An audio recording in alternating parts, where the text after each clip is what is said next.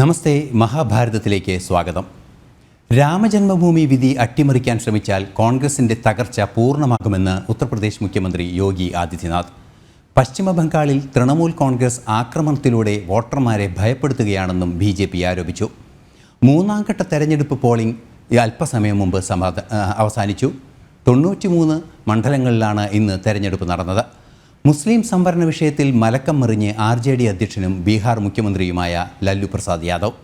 സംവരണം നൽകേണ്ടത് മതത്തിൻ്റെ അടിസ്ഥാനത്തിലല്ല, മറിച്ച് സാമൂഹ്യ അവസ്ഥയുടെ അടിസ്ഥാനത്തിലാണെന്ന് ലാലു പ്രസാദ് പറഞ്ഞു. പശ്ചിമ ബംഗാൾ അധ്യാപക നിയമന അഴിമതി അന്വേഷണം തുടരാൻ CBIക്ക് സുപ്രീം കോടതി അനുമതി. ആസൂത്രിത തട്ടിപ്പാണ് നിയമനത്തിൽ നടന്നതെന്നും കോടതി നിരീക്ഷിച്ചു.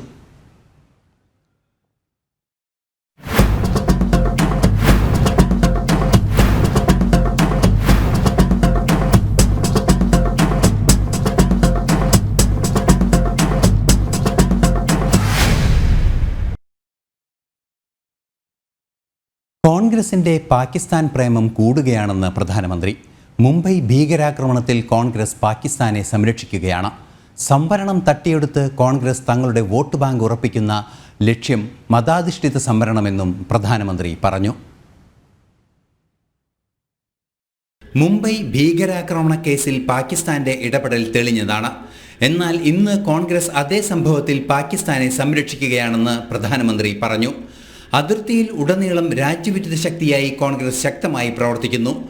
തീവ്രവാദ അനുകൂല നിലപാടുകളാണ് ഇന്ന് കോൺഗ്രസ് സ്വീകരിക്കുന്നത്. വോട്ട് ബാങ്ക് പ്രീണനത്തിന്റെ മറ്റൊരു മുഖമാണിതെന്നും പ്രധാനമന്ത്രി മഹാരാഷ്ട്രയിലെ തെരഞ്ഞെടുപ്പ് റാലിയിൽ പറഞ്ഞു. भाइयों बहनों, आज के दिन कांग्रेस और इंडिया अलायंस ने अपनी बहुत खतरनाक, मैं दोबारा कहता हूं, बहुत खतरनाक साजिश पर खुद ही मुहर लगा दी है. इतने दिनों से मैं बार बार देश से कह रहा था कि कांग्रेस और उसके साथी बहुत खतरनाक खेल खेलने में जुटे हैं. സംവരണം തട്ടിയെടുക്കുകയാണ് കോൺഗ്രസിന്റെ ലക്ഷ്യം. അത്തരത്തിൽ പിന്നാക്കക്കാരിൽ നിന്നും തട്ടിയെടുത്ത സംവരണത്തിന്റെ ആനുകൂല്യം വോട്ട് ബാങ്കുകൾക്ക് നൽകാനാണ് ശ്രമം. മതാധിഷ്ഠിത സംവരണം ആഗ്രഹിക്കുന്ന കോൺഗ്രസ് ജനങ്ങളുടെ സമ്പാദ്യത്തിൽ കണ്ണുവെക്കുന്നുവെന്നും പ്രധാനമന്ത്രി ആരോപിച്ചു. നാഷണൽ ഡെസ്ക്, ജനം. വോട്ട് രേഖപ്പെടുത്താനെത്തിയ പ്രധാനമന്ത്രി നരേന്ദ്രമോദിയെ സ്വീകരിച്ച് പതിനായിരങ്ങൾ. ജനങ്ങളുമായി നേരിട്ട് സംവദിച്ചും കുട്ടികളെ താലോലിച്ചും പ്രധാന സേവകൻ ജനമധ്യത്തിൽ നിറഞ്ഞുനിന്നു. മോദിയുടെ ചിത്രങ്ങളിൽ കയ്യൊപ്പ് വാങ്ങാനെത്തിയതിൻ്റെയും രാഖി കെട്ടാനായതിൻ്റെയും ചാരിതാർത്ഥ്യത്തിലാണ് കുട്ടികളും വയോധികരും ഉൾപ്പെടെയുള്ള ജനം. കേന്ദ്ര ആഭ്യന്തരമന്ത്രി അമിത്ഷാ മത്സരിക്കുന്ന മണ്ഡലത്തിലാണ് പ്രധാനമന്ത്രി വോട്ട് ചെയ്തത്. പോളിംഗ് ബൂത്തിലെത്തിയ പ്രധാനമന്ത്രിയെ സ്വീകരിക്കാൻ കേന്ദ്ര ആഭ്യന്തരമന്ത്രിയും എത്തി.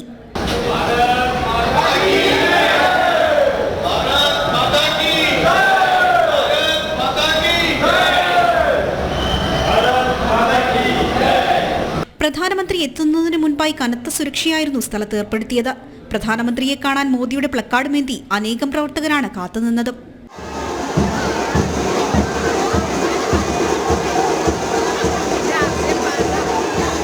അവർക്കിടയിലൂടെ നടന്നാണ് പ്രധാനമന്ത്രി പോളിംഗ് ബൂത്തിലേക്ക് എത്തിയത്. പ്രവർത്തകരോട് സംസാരിച്ചും ഓട്ടോഗ്രാഫ് കൊടുത്തും പ്രധാനമന്ത്രി ജനങ്ങളുമായി സംവദിച്ചു.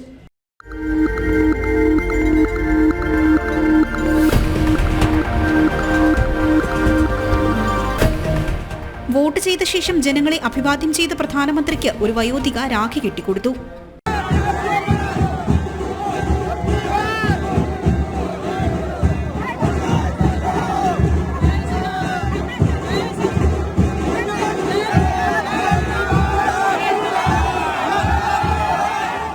കൂടാതെ പ്രധാനമന്ത്രിയുടെ ചിത്രങ്ങൾ വരച്ച കുട്ടികൾ അത് അദ്ദേഹത്തിന് സമ്മാനമായി നൽകുകയും ചെയ്തു. ആ അനുഭവം തങ്ങൾക്ക് മറക്കാനാവാത്തതാണെന്നും അത് വാക്കുകളിൽ വിവരിക്കാൻ കഴിയില്ലെന്നും കുട്ടികൾ പ്രതികരിച്ചു.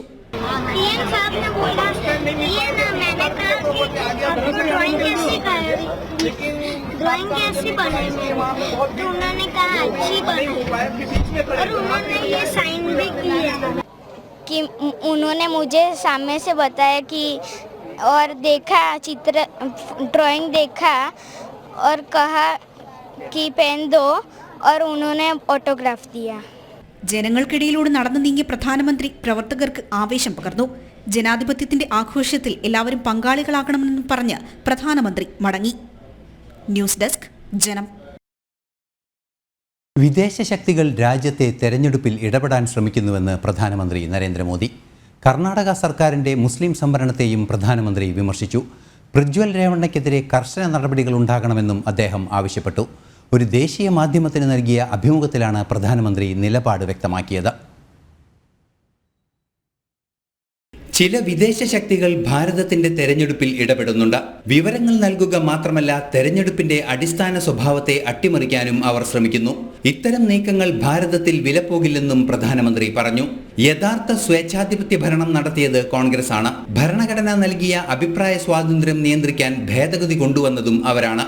അടിയന്തരാവസ്ഥ ഉൾപ്പെടെയുള്ള വിഷയങ്ങൾ പരിശോധിച്ചാൽ സ്വേച്ഛാധിപത്യം ആരാണ് നടത്തിയത് എന്നും മനസ്സിലാകും. പ്രജ്വൽ രേവണ്ണയ്ക്കെതിരെ കർശന നിയമ നടപടി ഉണ്ടാകണമെന്നും പ്രധാനമന്ത്രി നരേന്ദ്രമോദി പറഞ്ഞു. കർണാടക സർക്കാർ ഇക്കാര്യത്തിൽ വീഴ്ച വരുത്തുന്നുണ്ട്. മുഴുവൻ മുസ്ലിം വിഭാഗങ്ങൾക്കും സംവരണം നൽകിയത് ഭരണഘടനാ വിരുദ്ധമെന്ന് പ്രധാനമന്ത്രി ആവർത്തിച്ചു. മതവിശ്വാസങ്ങളുടെ അടിസ്ഥാനത്തിൽ സംവരണമരുതെന്ന നിലപാടാണ് സുപ്രീം കോടതി പോലും കൈക്കൊണ്ടത്. കോൺഗ്രസ് സർക്കാരിന്റെ പ്രീണന നയത്തിന് മികച്ച ഉദാഹരണം മാത്രമായി മുസ്ലിം സംവരണം തുടരുമെന്നും പ്രധാനമന്ത്രി പറഞ്ഞു. നാഷണൽ ഡെസ്ക് ജനം. ലോക്സഭാ തെരഞ്ഞെടുപ്പിലെ മൂന്നാം ഘട്ടത്തിൽ വോട്ടെടുപ്പ് സമാപിച്ചു. 10 സംസ്ഥാനങ്ങളിലെയും ഒരു കേന്ദ്രഭരണ പ്രദേശത്തെയും 93 മണ്ഡലങ്ങളിലാണ് വിധിയെഴുതിയത്. ഇന്ന് നടന്ന വോട്ടെടുപ്പിൻ്റെ വിവരങ്ങളുമായി ജിഷ്ണു കൃഷ്ണൻ ഡൽഹിയിൽ നിന്ന് ചേരുന്നുണ്ട്. ജിഷ്ണു, ഇന്ന് വളരെ വിശാലമായൊരു വോട്ടെടുപ്പ് തന്നെയാണ് നടന്നത്. എങ്ങനെയാണ് വോട്ടിംഗ് പെർസെൻറ്റേജ്, എങ്ങനെയാണ് മൊത്തത്തിലുള്ളൊരു വോട്ടേഴ്സ് റിയാക്ഷൻ എന്ന് പറയുന്നത്?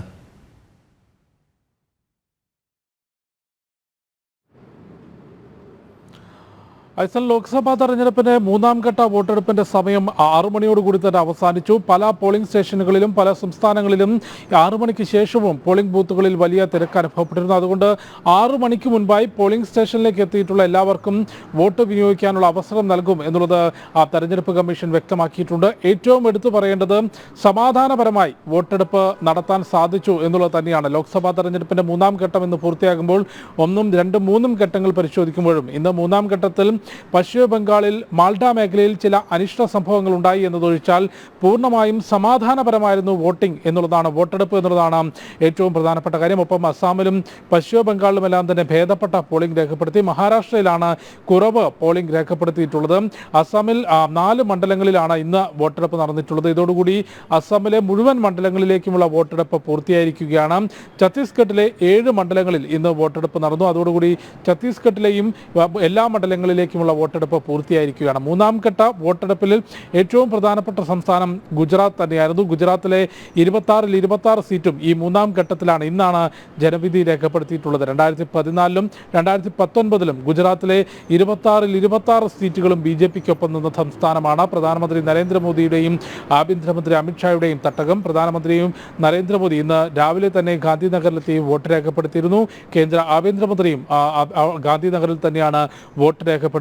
അപ്പം മധ്യപ്രദേശിൽ ഗുണ മണ്ഡലത്തിൽ ജ്യോതിരാദിത്യ സിന്ധ്യ, കേന്ദ്രമന്ത്രി ജ്യോതിരാദിത്യ സിന്ധ്യ വോട്ട് രേഖപ്പെടുത്തി. അദ്ദേഹമാണ് അവിടെ BJPയുടെ സ്ഥാനാർത്ഥി. ഒപ്പം അസം മുഖ്യമന്ത്രി ഹിമന്ത ബിശ്വ ശർമ്മ, കൂടാതെ കോൺഗ്രസ് അധ്യക്ഷൻ മല്ലികാർജ്ജുന ഖാർഗെ കർണാടകയിൽ തുടങ്ങിയിട്ടുള്ള പ്രമുഖരാണ് ഇന്ന് വോട്ട് രേഖപ്പെടുത്തിയിട്ടുള്ളത്. 10 സംസ്ഥാനങ്ങളിലെയും ഒരു കേന്ദ്രഭരണ പ്രദേശങ്ങളിലെയുമായി 93 സംസ്ഥാനങ്ങൾ ഇന്ന് ജനവിധി രേഖപ്പെടുത്തി. അതിൽ എല്ലാ ഘട്ടങ്ങളിലും വോട്ടെടുപ്പ് നടക്കുന്ന ഉത്തർപ്രദേശിലെ 10 മണ്ഡലങ്ങളാണ് ഇന്ന് ഈ മൂന്നാം ഘട്ടത്തിൽ ജനവിധി രേഖപ്പെടുത്തിയിട്ടുള്ളത്. ഒപ്പം കർണാടകയിലെ 14 മണ്ഡലങ്ങളും ഇന്ന് ജനവിധി രേഖപ്പെടുത്തിയിട്ടുണ്ട്. ഇതോടുകൂടി കർണാടകയിലെ 28 മണ്ഡലങ്ങളിലേക്കുമുള്ള വോട്ടെടുപ്പ് പൂർത്തിയായിരിക്കുകയാണ്. 2-3 ഘട്ടങ്ങളിലായിട്ടാണ് കർണാടകയിലെ വോട്ടെടുപ്പ് പൂർത്തിയായിട്ടുള്ളത്.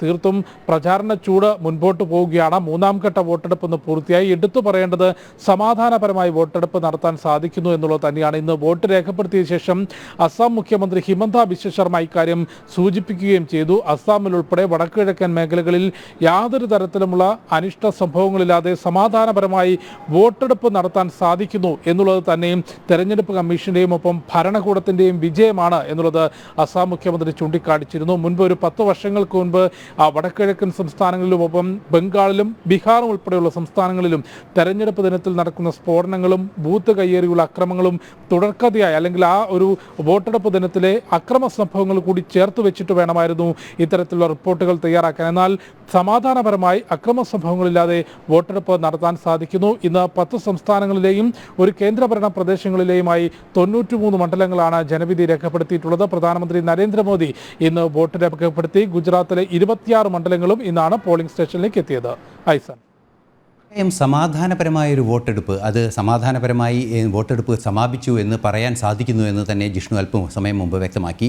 എന്താണ് ഇതിൻ്റെ അടിസ്ഥാനപരമായ ഒരു കാരണം? 10 വർഷമായി പ്രധാനമന്ത്രി നരേന്ദ്രമോദിയുടെ ഭരണത്തിൽ ഏത് രീതിയിലുള്ള മാറ്റമാണ് സമൂഹത്തിൽ ഉണ്ടായത് എന്നാണ് ഈ സമാധാനപരമായ വോട്ടെടുപ്പ് നടപ്പാക്കാൻ സാധിക്കുന്നതിലൂടെ നമുക്ക് അനുമാനിക്കാനാവുന്നത്?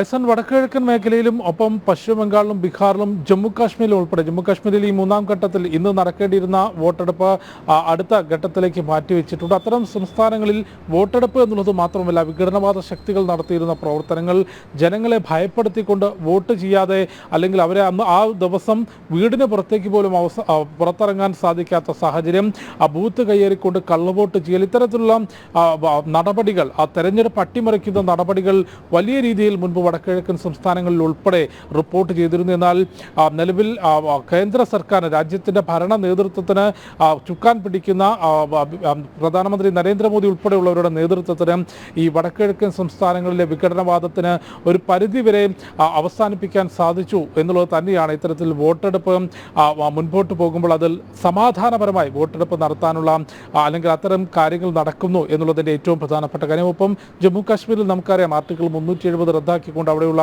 ഭീകരവാദത്തിൻ്റെ വേരുകളെ പൂർണ്ണമായും അറുത്തെറിയാനുള്ള ശ്രമം മുൻപോട്ട് പോകുന്നു. അതിനപ്പുറത്തേക്ക് ജനങ്ങളുടെ ജീവിത നിലവാരം ഉയർത്തുന്നതിനുള്ള ജനക്ഷേമ വികസന പദ്ധതികൾ ഇവിടങ്ങളിൽ നടപ്പാക്കുന്നു എന്നുള്ളത് കൂടിയാണ് ജനങ്ങളുടെ ജീവിതം ഒരു ഉയർന്ന നിലവാരത്തിലേക്ക് സമാധാനപരമായി മുൻപോട്ട് പോകുന്നു. അതിൻ്റെ ഭാഗമായി തന്നെ വോട്ടെടുപ്പും രാജ്യത്ത് സമാധാനപരമായി നടപ്പാക്കാനാകുന്നു എന്നുള്ളത് തന്നെയാണ് ഏറ്റവും പ്രധാനപ്പെട്ട കാര്യം. ഇന്ന് പ്രധാനമന്ത്രി നരേന്ദ്രമോദിയും ഇക്കാര്യം ചൂണ്ടിക്കാട്ടിയിരുന്നു. ലോകത്തിലെ തന്നെ ഏറ്റവും വലിയ ജനാധിപത്യത്തിൻ്റെ ഉത്സവമാണ് ഭാരതത്തിൽ നടക്കുന്നത്. ഇത്രയധികം ക്രമീകരണങ്ങളോടുകൂടി നടപ്പാക്കാൻ സാധിക്കുന്നതിന് തെരഞ്ഞെടുപ്പ് കമ്മീഷനെ അഭിനന്ദിക്കേണ്ടതുണ്ട്. ഒപ്പം ഭാരതത്തിലെ മുഴുവൻ വോട്ടർമാരും അവരുടെ വോട്ടവകാശം കൃത്യമായി വിനിയോഗിക്കണം എന്ന ആഹ്വാനവും ഇന്ന് പ്രധാനമന്ത്രി നൽകിയിരുന്നു. ഐസൺ, നന്ദി ജിഷ്ണു. ഇനി വേറെ പ്രധാനപ്പെട്ട മറ്റൊരു വാർത്തയിലേക്കാണ്. രാജ്യം ഇനി 4ാം ഘട്ട തെരഞ്ഞെടുപ്പിനായി കാത്തിരിക്കുകയാണ്. 9 സംസ്ഥാനങ്ങളും ഒരു കേന്ദ്രഭരണ പ്രദേശവും ഉൾപ്പെടുന്ന 96 മണ്ഡലങ്ങളിൽ മെയ് 13-നാണ് തെരഞ്ഞെടുപ്പ്. ഇതിൽ ആന്ധ്രാപ്രദേശിലാണ് ഏറ്റവുമധികം ലോക്സഭാ മണ്ഡലങ്ങൾ ഉൾപ്പെടുന്നത്. 4ാം ഘട്ട തെരഞ്ഞെടുപ്പിൽ 1717 സ്ഥാനാർത്ഥികളാണ് മാറ്റുരയ്ക്കുന്നത്. ആന്ധ്രാപ്രദേശിലെ 25 മണ്ഡലങ്ങളെ കൂടാതെ തെലങ്കാനയിലെ 17 മണ്ഡലങ്ങളും ഉത്തർപ്രദേശിൽ 13ഉം മഹാരാഷ്ട്രയിൽ 11ഉം മധ്യപ്രദേശ്, പശ്ചിമ ബംഗാൾ എന്നീ സംസ്ഥാനങ്ങളിലെ 8 മണ്ഡലങ്ങൾ വീതവും ബീഹാറിലെ 5ഉം ജാർഖണ്ഡ്, ഒഡീഷ എന്നീ സംസ്ഥാനങ്ങളിലെ 4 മണ്ഡലങ്ങളും ജമ്മു കശ്മീരിലെ ശ്രീനഗർ മണ്ഡലവും ഉൾപ്പെടെ 96 മണ്ഡലങ്ങളാണ് 13-ന് തെരഞ്ഞെടുപ്പ് നടക്കുക. കോൺഗ്രസ് പ്രതീക്ഷയോടെ കാത്തിരിക്കുന്ന മത്സരം കൂടിയാണ് 4ാം ഘട്ടം. ആന്ധ്രയിലും തെലങ്കാനയിലും നേട്ടമുണ്ടാക്കാമെന്നാണ് കോൺഗ്രസ് വിലയിരുത്തൽ. അതേസമയം നിലവിലെ രാഷ്ട്രീയ സാഹചര്യങ്ങൾ അനുകൂലമായതിനാൽ ദക്ഷിണ ഭാരതത്തിൽ നിർണായക ചുവടുവെക്കാൻ സാധിക്കുമെന്ന് BJP ക്യാമ്പുകളും കണക്കുകൂട്ടുന്നു. എന്നാൽ കോൺഗ്രസിന്റെയും പ്രതിപക്ഷ മുന്നണിയുടെയും മുസ്ലിം പ്രീണനം വികസന നേട്ടങ്ങളുടെ പ്രഭ കെടുത്തുമെന്ന ആശങ്ക തെലങ്കാനയിലെയും ആന്ധ്രയിലെയും നേതാക്കൾ നേതൃത്വത്തെ ധരിപ്പിച്ചു. ജനം, ഡൽഹി. പശ്ചിമ ബംഗാൾ അധ്യാപക നിയമന അഴിമതി അന്വേഷണം തുടരാൻ CBIക്ക് സുപ്രീം കോടതി അനുമതി. 25,000-ലേറെ അധ്യാപകരുടെ നിയമനം റദ്ദാക്കിയ കൽക്കട്ട ഹൈക്കോടതി വിധി സുപ്രീം കോടതി സ്റ്റേ ചെയ്തു. ആസൂത്രിത തട്ടിപ്പാണ് നിയമനത്തിൽ നടന്നതെന്നും കോടതി നിരീക്ഷിച്ചു. നിയമന പ്രക്രിയയിൽ വിശ്വാസം നഷ്ടപ്പെട്ടാൽ തട്ടിപ്പുകൾ കാരണമാകുമെന്ന് സുപ്രീം കോടതി പറഞ്ഞു. ചീഫ് ജസ്റ്റിസ് അധ്യക്ഷനായ ബെഞ്ചാണ് സുപ്രധാന നിരീക്ഷണം നടത്തിയത്. നിയമന തട്ടിപ്പ് ആസൂത്രിതമെന്ന് കോടതി നിരീക്ഷിച്ചു. നിയമന പ്രക്രിയയിൽ വിശ്വാസം നഷ്ടപ്പെടാൻ തട്ടിപ്പ് കാരണമാകുമെന്നും കോടതി ആശങ്ക പ്രകടിപ്പിച്ചു. തുടർന്നാണ് 25,000-ലേറെ അധ്യാപകരുടെയും അനധ്യാപകരുടെയും നിയമനം റദ്ദാക്കിയ കൽക്കട്ട ഹൈക്കോടതി വിധി സുപ്രീം കോടതി സ്റ്റേ ചെയ്തത്. തട്ടിപ്പ് കണ്ടെത്തിയതിനെ തുടർന്നായിരുന്നു കൽക്കട്ട ഹൈക്കോടതി നിയമനം റദ്ദാക്കിയത്. എന്നാൽ നിയമന അഴിമതി സംബന്ധിച്ച അന്വേഷണം തുടരാൻ CBIക്ക് കോടതി അനുമതി നൽകിയിട്ടുണ്ട്. അഴിമതിക്കിരയായവരെ ബുദ്ധിമുട്ടിക്കാതെയായിരിക്കണം അന്വേഷണം. ഏപ്രിൽ 22-നാണ് അധ്യാപകരുടെയും അനധ്യാപകരുടെയും നിയമനം കൽക്കട്ട ഹൈക്കോടതി റദ്ദാക്കിയത്. പ്രസക്തമായ സുപ്രീം കോടതി നിരീക്ഷണം മമതാ ബാനർജിക്ക് വൻ തിരിച്ചടിയായിരിക്കുകയാണ്. നാഷണൽ ഡെസ്ക്, ജനം. രാമജന്മഭൂമി കോടതി വിധി അട്ടിമറിക്കാൻ ശ്രമിച്ചാൽ കോൺഗ്രസിന്റെ തകർച്ച പൂർണ്ണമാകുമെന്ന് ഉത്തർപ്രദേശ് മുഖ്യമന്ത്രി യോഗി ആദിത്യനാഥ്. കോൺഗ്രസും സമാജ്വാദി പാർട്ടിയും എന്നും ഹിന്ദുത്വ വിരുദ്ധ നിലപാട് സ്വീകരിച്ചവരാണെന്നും രാമക്ഷേത്രം നിർമ്മിക്കാനുള്ള വിധി അട്ടിമറിക്കുമെന്ന രാഹുലിന്റെ പ്രസ്താവനയിൽ അത്ഭുതപ്പെടാനില്ലെന്നും യോഗി ആദിത്യനാഥ് പറഞ്ഞു. രാമക്ഷേത്രം നിർമ്മിക്കാൻ അനുവാദം നൽകിയ സുപ്രീം കോടതി വിധി അട്ടിമറിക്കുമെന്ന് രാഹുൽ പ്രഖ്യാപിച്ചെന്ന വാർത്തയോട് പ്രതികരിക്കവെയാണ് രാമജന്മഭൂമി വിധി അട്ടിമറിക്കാൻ ശ്രമിച്ചാൽ കോൺഗ്രസിന്റെ തകർച്ച പൂർണ്ണമാകുമെന്ന് ഉത്തർപ്രദേശ് മുഖ്യമന്ത്രി യോഗി ആദിത്യനാഥ് വ്യക്തമാക്കിയത്. മുൻപ് രാമഭക്തർക്ക് നേരെ വെടിയുതിർത്തവർക്ക് ഒരിക്കലും ഭാരതത്തിന്റെ സംസ്കാരത്തെ സംരക്ഷിക്കാനാകില്ല. ന്യൂനപക്ഷ വോട്ട് ബാങ്കിനു വേണ്ടി നാടകം കളിക്കുന്നവർക്ക് എന്തു മറുപടി നൽകണമെന്ന് ജനങ്ങൾക്കറിയാമെന്നും യോഗി പറഞ്ഞു. इससे ज्यादा उम्मीद नहीं की जा सकती है, लेकिन ईश्वरीय सत्ता को चुनौती देने का मतलब विनाशकाली विपरीत बुद्धि।